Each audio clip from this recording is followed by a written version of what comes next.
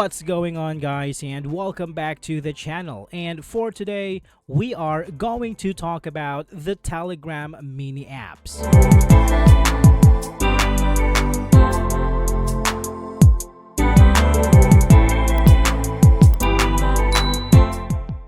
Telegram mini apps are web applications that run directly within the Telegram messaging platform.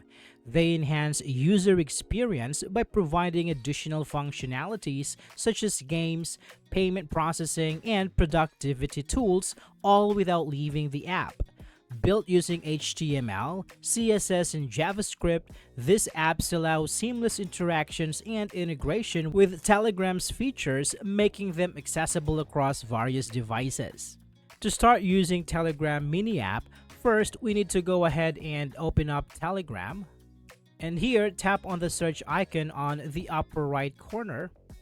Now, once you're here, you will see this trending apps, but if you can't see it, just go ahead and type in apps and tap on the search icon.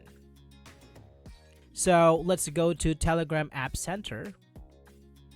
And right here, you will see different kinds of mini apps. So here, you will see the trending apps this week.